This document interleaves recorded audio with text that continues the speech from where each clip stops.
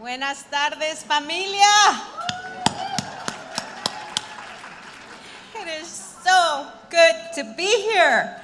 It's so good to see everybody, to see your faces. It's wonderful to be here. Thank you so much for the warm welcome and the introduction. It is really my pleasure today to be at Hope's 31st Latina History Day. I'm delighted that we're together again to celebrate past and present achievements of Latinas while embracing the rich diversity of our Latina experience. This year's theme, Empower Your Inner Genius, is a call to action, and every Latina should share your awesomeness, your brilliance with the entire world. This conference is about reconnecting ourselves to each other, to our hopes, to our dreams, and also connecting with other amazing Latinas in the room. And I look forward to that networking in our Comadre Network this afternoon. I want to give a special thanks to Hope CEO, Helen Torres.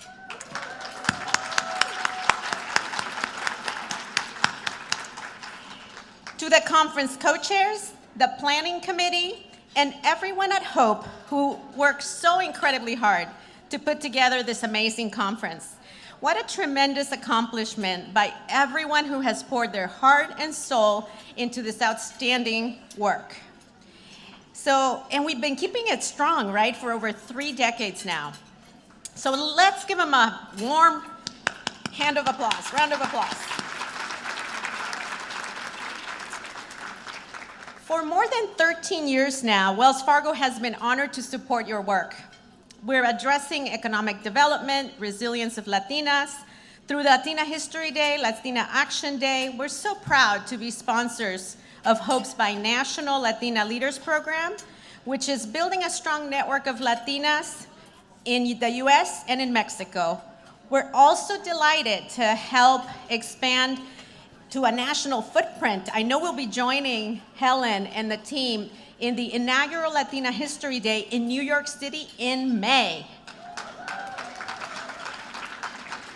We are such a proud partner of Hope because throughout the pandemic, and it's been 2 years, they have stood by Latinas, they helped women owners survive, adapt, pivot, thrive, and we could not be more proud of the work. What I have witnessed personally, being in financial services this last 2 years, are countless stories of resilience of our Latinos, and especially of our Latinas, as they've been the most impacted, frankly, despite all the obstacles, everything we faced. You have weathered the storm. Latinas have pivoted, they've shifted their business models, they have gone online, they have continued to grow, and we're spurring economic activity and the growth of our country, and particularly of our communities. Here in Los Angeles, I recently had the opportunity to work with the amazing Beatriz Acevedo from Summa Wealth, and she was a panelist. Did you guys see her this morning? How about a hand?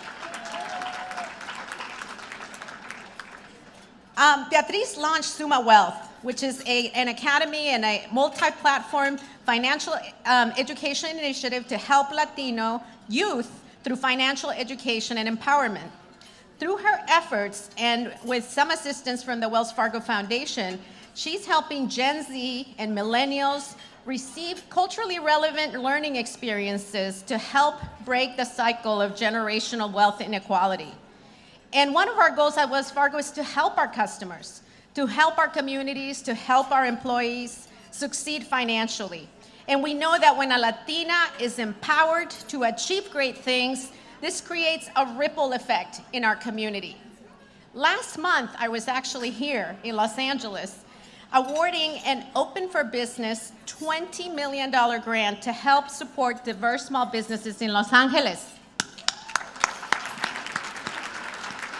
This, of course, includes our Latina entrepreneurs, and these grants are to assist you with the purchase of real estate, technology, equipment, and to fuel your growth. So please do look into our programs. Because at Wells Fargo, we believe we are better together, and I believe that this conference shares the same vision that we have, And by coming together, connecting, learning, and collaborating with one another, we can continue to grow, not only as individuals, but as a community of outstanding Latinas. So on behalf of the 8,000 employees that live and call Los Angeles their home at Wells Fargo, I thank you for being here from the bottom of my heart, and I hope you enjoy the conference, and please do come to the networking piece after this and enjoy your lunch. Thank you very much.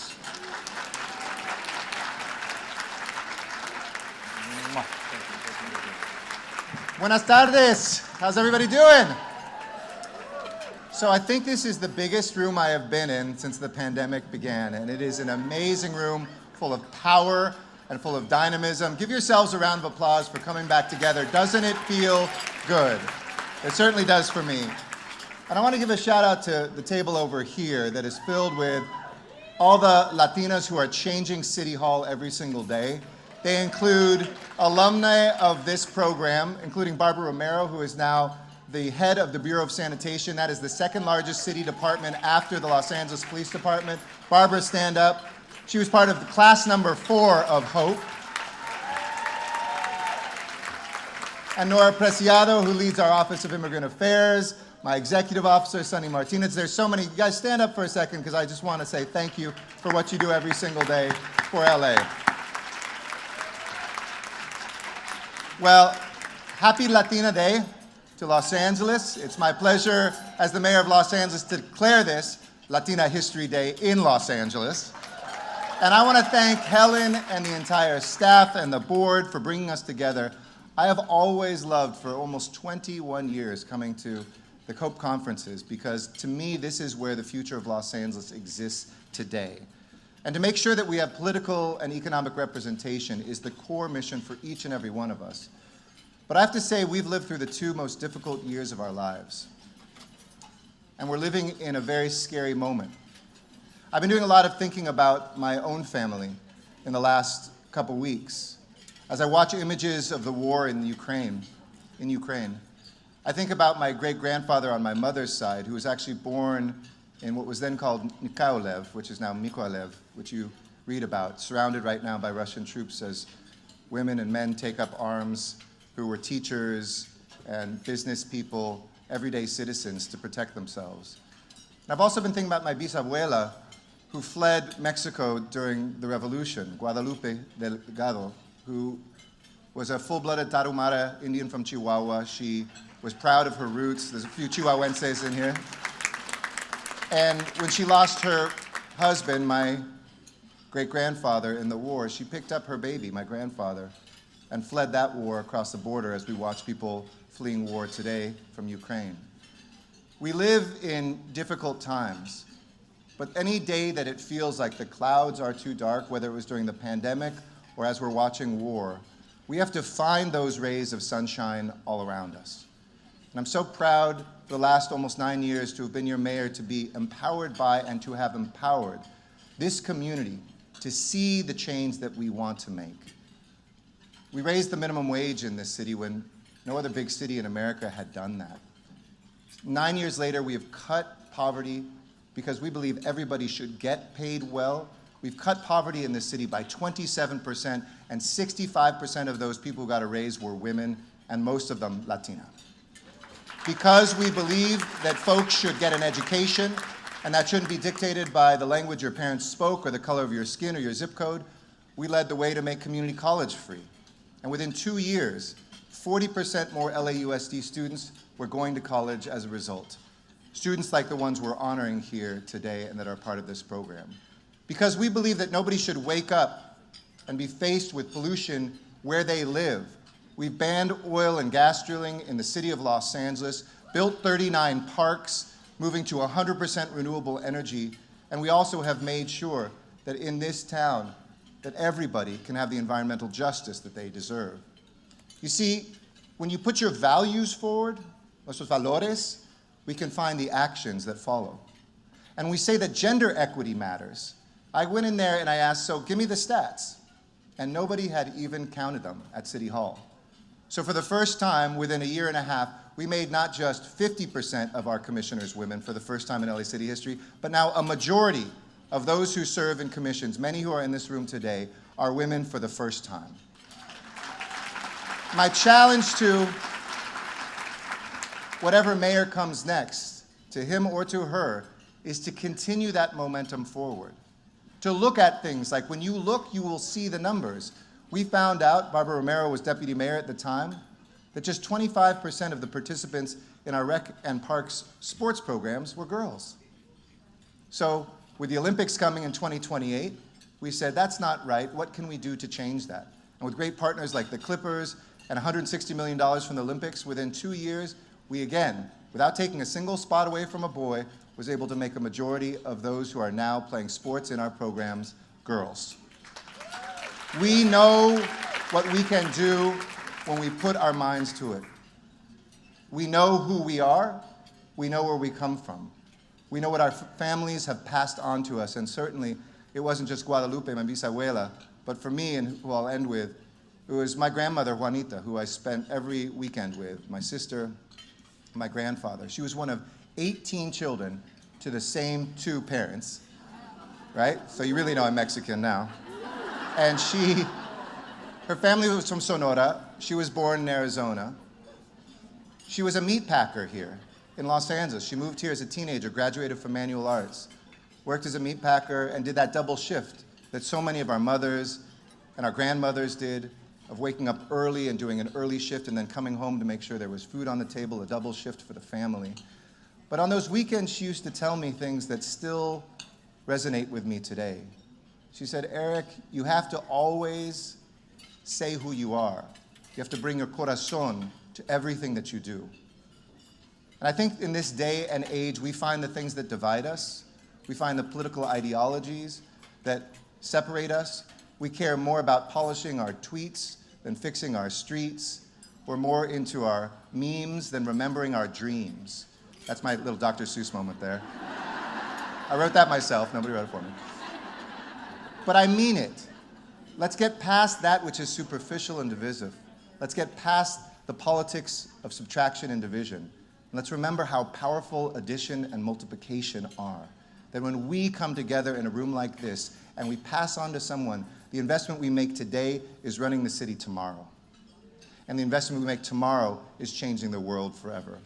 So from the bottom of my heart, because this will be the last address I make as mayor, as your mayor, but I'll come back in future years, I just want to thank you from the bottom of my heart for being a part of nuestra familia, of my political family, of my cultural family, and most importantly, of my city family. I see a sea of angels in this city of angels. And keep being fearless and humble, keep listening, and keep leading with love. And I can't wait to come back after my time abroad and to see a city that is blossoming under your wings. Muchísimas gracias. Thank you.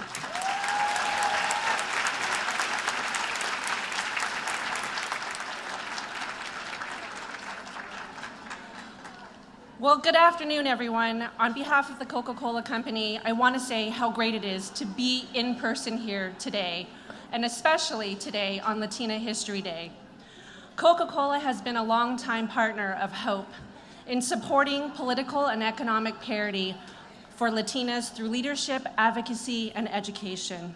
At the Coca-Cola Company, diversity, equity, and inclusion are at the core of our company's values. And women, from the assembly line to the boardroom, are critical to the success of our business and the communities we serve.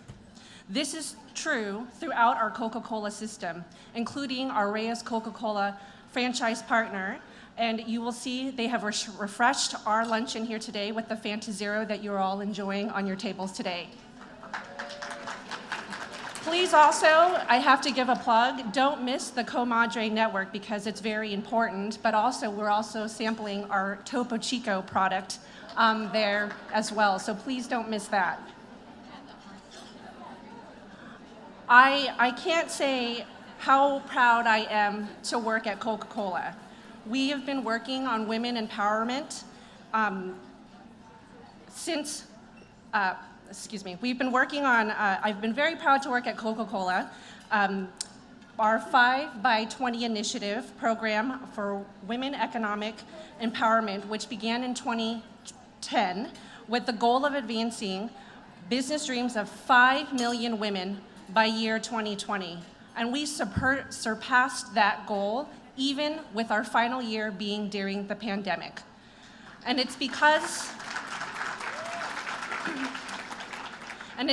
of partnerships that we've had with organizations like Hope, we were able to surpass those ambitions. And today, Coca-Cola continues to work for women's economic empowerment wherever we do business. Within the company, we aim to mirror the diversity of our markets so that by 2030, we will be 50% led by women around the world. And also, by 2030, our goal is for our U.S. employees' population across all job levels to reflect and align with our census data through race and ethnicity. So we are at a really crucial time right now in the state and across our country, and all of our voices and leadership are needed. And so I hope that today's conference serves as an opportunity to celebrate the Latina history, and that you're inspired by the history that has trailblazed before us, and that you're empowered with your genius to blaze the new. So please raise your Fantas, our Coke products. Cheers to all of you. Thank you for your continued leadership and your advocacy in our communities.